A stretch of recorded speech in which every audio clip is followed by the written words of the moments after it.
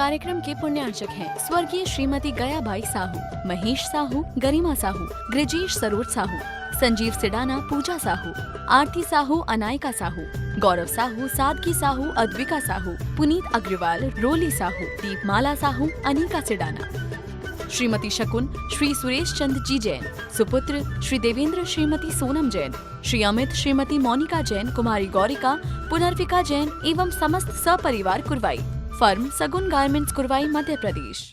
जीवन में पवित्रता कैसे लाएं और जीवन को ऊंचा कैसे बनाएं, इन बिंदुओं पर हम विचार कर रहे हैं। संसार की असारता का चित्रण करते हुए आचार्य भगवंत कहते हैं कि संसार नाशवान है, क्षणभंगुर है। इस नाशवान संसार में हमें अपने जीवन को ऊंचा उठाना है या जीवन को महान बनाना है, तो कैसे क्या करें? जीवन तभी ऊंचा उठ पाएगा या महान बन पाएगा जब हम कर्तव्यों का पालन करेंगे। तब एक गृहस्थ होता है, गृहस्थी के कार्य कर्तव्यों का पालन तभी हो पाता है जब वह गृहस्थ अपने परिवार से जुड़ा होता है। तब यदि गृहस्थ परिवार से नहीं जुड़ा होता है तो कभी जीवन को ऊंचाइयों तक नहीं पहुंचाया जा सकता है। संत कहते हैं इसी प्रकार से यदि हमें जीवन को ऊंचा उठाना है तो हमें आचार्यों ने हिदायतें दी हैं, जो आचार्यों ने हमें मार्गदर्शन दिया है, जो हमें आचार्यों ने दिशा बोध दिया है, इन सब का पालन करना होता है। हमें कहा गया है देव पूजा, गुरु उपासती, स्वाध्याय, संयम, तपः, दानम चेति गृहस्थाणाम षट कर्माणि दिने दिने। श्रावक के प्रमुख कर्तव्यों में 6 कर्तव्य हैं जो श्रावक को प्रतिदिन नियमित करना है। यदि श्रावक इन 6 कर्तव्यों से नहीं जुड़ा है तो वो श्रावक नहीं कहलाने का अधिकारी है। श्रावक के नाम पर एक कलंक जैसा उसके जीवन में है। कलंक इसलिए कह रहा हूं कि श्रावक अपने कर्तव्यों का पालन नहीं करेगा तो जीवन में कैसे उत्कर्ष कर पाएगा। जीवन में सुख, शांति, समृद्धि चाहते हैं तो हमें उस रास्ते पर भी तो चलना होगा।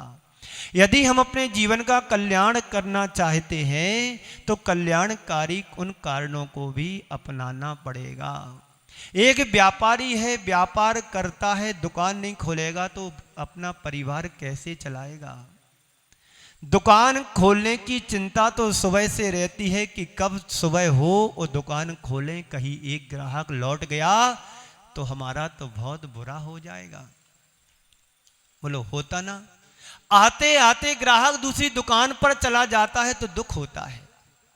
कभी मन में ऐसा लगा कि आज पूजन नहीं की, आज दान नहीं दिया, आज स्वाध्याय नहीं किया, आज तप नहीं किया, आज संयम का पालन नहीं किया तो हमारी आत्मा में आने वाले शुभ कर्म हमारे दूर चलेगा, दूसरे के पास चलेगा।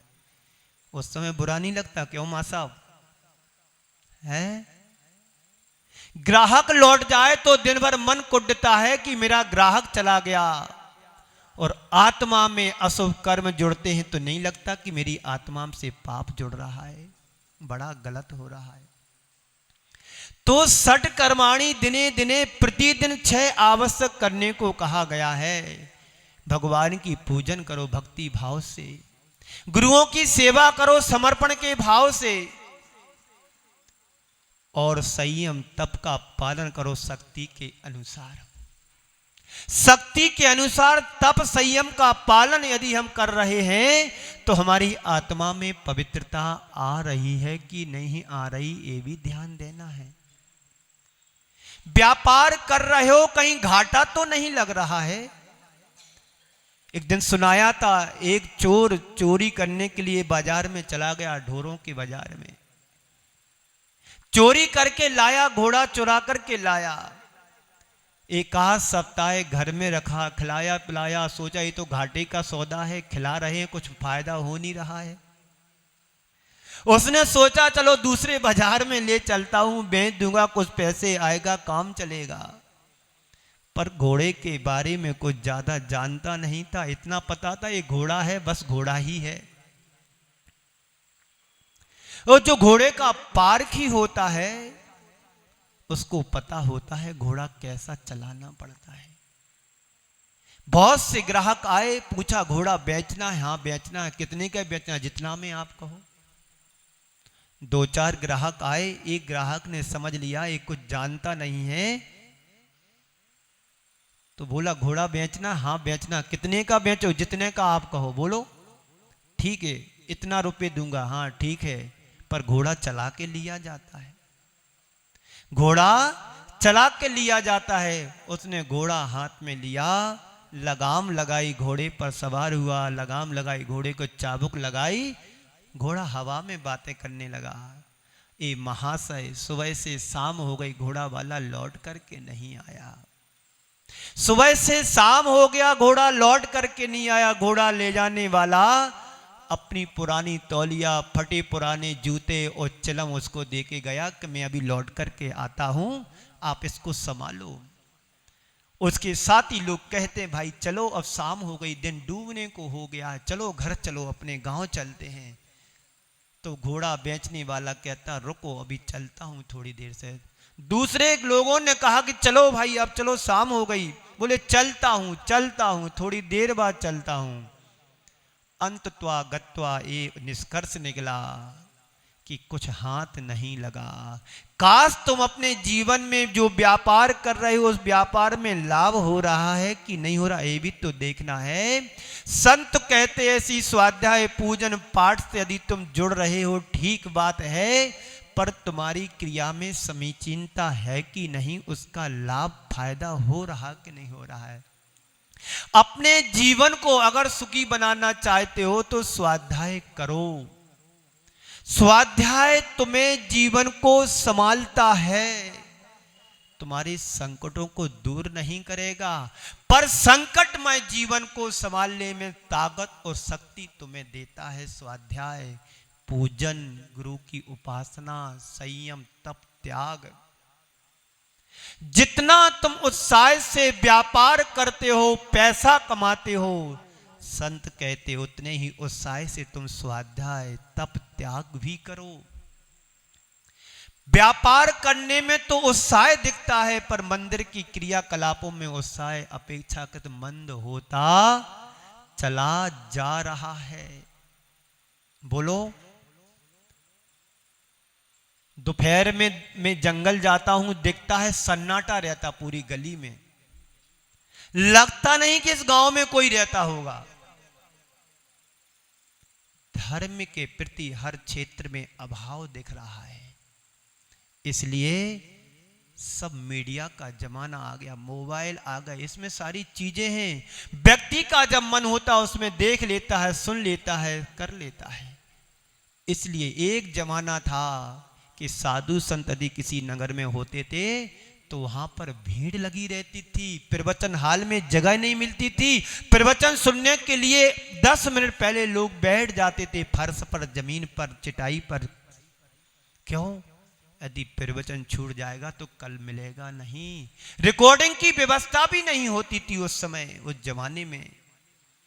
अब तुम लोगों का पुण्य तो बड़ा है, पर एक तरफ पुण्य घटा भी है।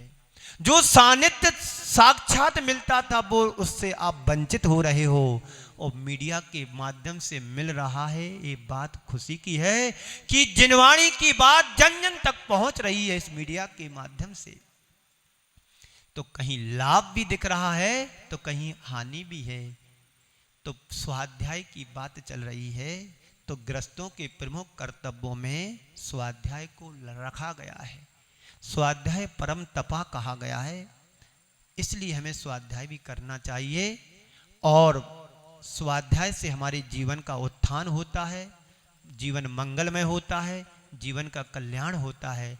जैसा कि अभी कहा था कि धर्म तुम्हें जीवन में संभालता है, तुम्हारे कर्मों को नहीं बदल सकता है, तुम्हारे दुखों को दूर नहीं कर सकता है, पर दुखों को सहन करने की शक्ति तुम्हें धर्म देता है, स्वाध्याय देता है। हम स्वाध्याय के माध्यम से महापुरुषों के जीवन को पहचान पाते हैं, उनके जीवन को देख पाते, सुन पाते हैं। आप सीता के जीवन को देखो, मैना सुंदरी के जीवन को देखो, सतियों के जीवन को देखो। ये कहां से मिलता है? स्वाध्याय करने से मिलता है।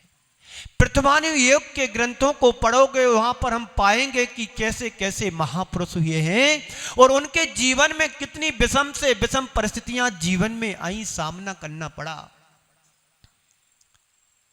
उन सारी घटनाओं को पढ़ करके अपने जीवन में झांक करके देखो, वैसी एक भी घटना तुम्हारे जीवन में नहीं घट रही है। जो घटना सीता के जीवन में घटी, शादी होते ही वन विहार हो गया, पर आपके घर में भी ऐसा ही होता है। शादी करते ही बेटा विदेश चला जाता है बहू को लेकर के। तुमने बड़े अरमानों से बच्चों की शादी की, कहां बहू का सुख मिला? जॉब कर रहा है बाहर।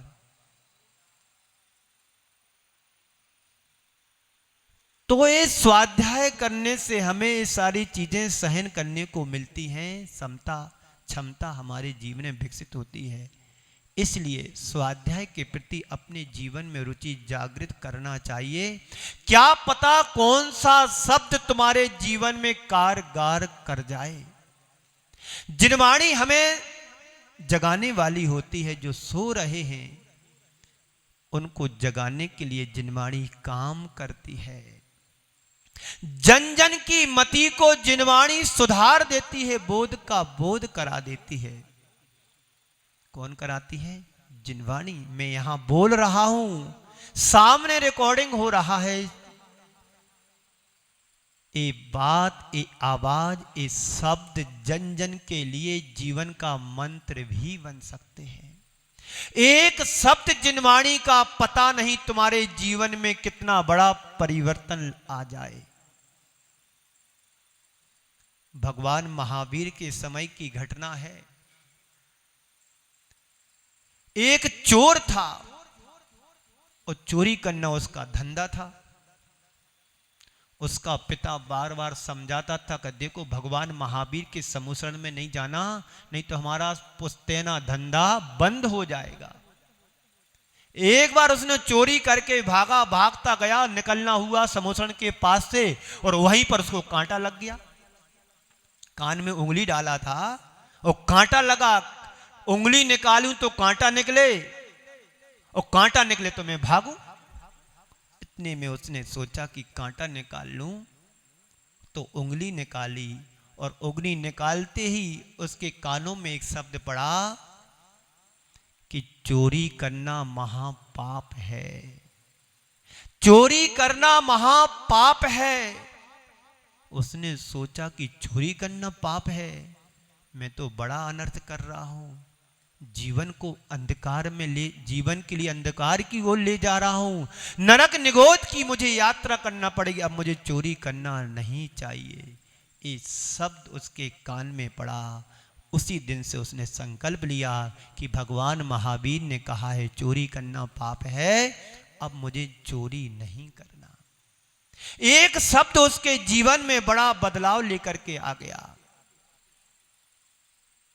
तो भगवान की वाणी या गुरुओं की वाणी या स्वाध्याय के माध्यम से हम अपने जीवन में परिवर्तन ला सकते हैं। जैसे मां सोई हुए बच्चे को जगाती है, वैसे ही जिनवाणी मां सोई हुई आत्मा को जगा देती है। अगर एक बार आत्मा जागृत हो गई, फिर उसे फिर ज्यादा उपदेश देने और सुनने की जरूरत नहीं पड़ती है।